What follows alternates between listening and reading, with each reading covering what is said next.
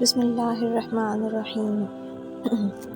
ایک بادشاہ کا ایک ہی بیٹا تھا جسے رعایا شہزادہ دلیگ کے نام سے پکارتی تھی، کیونکہ اس نے بچپن میں بہادری کے بہت سے کام کیے تھے۔ جب وہ 10 سال کا تھا تو بادشاہ نے اسے تعلیم حاصل کرنے کے لیے ایک استاد کے پاس بھیج دیا۔ شہزادہ بہت باتونی تھا، اسے ہر وقت بولنے کی عادت تھی۔ بلا ضرورت بولنے کی وجہ سے ہر کوئی اس سے پریشان تھا۔ اس کے استاد نے اسے خاموش رہنے کے فائدے کے بارے میں سمجھایا تو اس نے باتیں کرنا کم کر دیں۔ اب وہ صرف استاد سے باتیں کرتا یا پھر کبھی ضرورت کے تحت کسی سے معمولی بات چیت کرتا۔ جب وہ تعلیم مکمل کر چکا تو محل واپس آ گیا۔ استاد کا سکھایا ہوا ہر سبق اسے اچھی طرح یاد تھا۔ وہ محل لوٹنے کے بعد بھی کم بولتا تھا۔ بادشاہ، ملکہ، وزیر سب شہزادے کو دیکھ کر حیران و پریشان تھے کہ آخر استاد نے اسے کیا تعلیم دی ہے جو اس نے کم بولنا شروع کر دیا ہے۔ وہ اب ہر وقت بت بنا رہتا، جیسے کوئی غم لگ گیا ہو۔ بادشاہ اور ملکہ نے ہر طرح کے حربے آزمائے کہ شہزادہ پہلے کی طرح باتیں کرنے لگے، لیکن کوئی طریقہ کام نہ آیا۔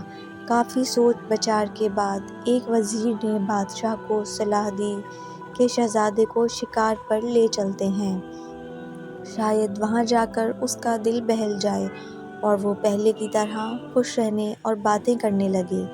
بادشاہ کو امید تو نہ تھی، لیکن وہ اپنے بیٹے کو خوش دیکھنے کے لیے ہر ممکن کوشش کرنا چاہتا تھا، اس لیے فوراً راضی ہو گیا۔ بادشاہ سمیت تمام امیر اور وزیر شہزادے کو لے کر جنگل شکار کرنے گئے۔ اب مسئلہ یہ تھا کہ بادشاہ کی سواری جنگل کے جس حصے سے گزرتی، ان کی آہٹ کی وجہ سے وہاں کے تمام جانور پہلے ہی چوکنا ہو جاتے اور محفوظ مقام پر چلے جاتے۔ اس طرح شام ہو گئی۔ جنگل کا سناٹا بڑھتا جا رہا تھا۔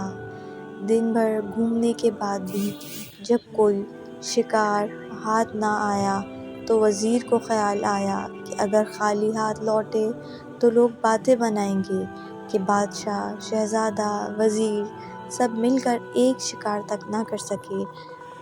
وہ ابھی انہی سوچوں میں گم تھا کہ سنسان جنگل میں قریبی جھاڑیوں سے الو کی آواز آئی۔ ہر کی توجہ اس جانب مبذول ہو گئی۔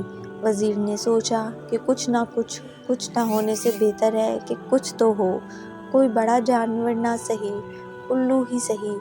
جس جانب سے آواز آئی اس نے اسی جانب بندوق سے فائر کر دیا۔ بندوق سے نکلی گولی آن کی آن میں الو کو جا لگ گیا اور وہ موقع پر ہی دم توڑ گیا۔ شہزادہ الو کی حالت دیکھ کر کہنے لگا، بیچارہ بولا اور مارا گیا، اگر خاموش رہتا تو بچ جاتا۔ اب بادشاہ سمیت ہر کوئی شہزادے کو حیرانگی سے دیکھ رہے تھے کہ اس نے کتنے پتے کی بات کی ہے، استاد نے اسے کیسا سبق سکھایا ہے۔ واقعی اگر اس وقت الو بولتا نہیں تو اس کی زندگی بچ جاتی اور یوں وزیر کے ہاتھوں شکار نہ بنتا۔ بلا ضرورت اور ہر وقت بولنے سے کیسے نقصان ہو سکتا ہے؟ باتیں کرنا اچھی بات ہے، لیکن بولتے وقت یہ خیال رکھیں کہ آپ کیا کہہ رہے ہیں، اس سے کسی کا دل تو نہیں دکھ رہا، آپ کی بات میں دلیل اور کوئی منطق نہیں۔ بعض اوقات ہمیں ہمارا کہا ہوا ہی لوٹ کر ہمارے پاس ہی آتا ہے۔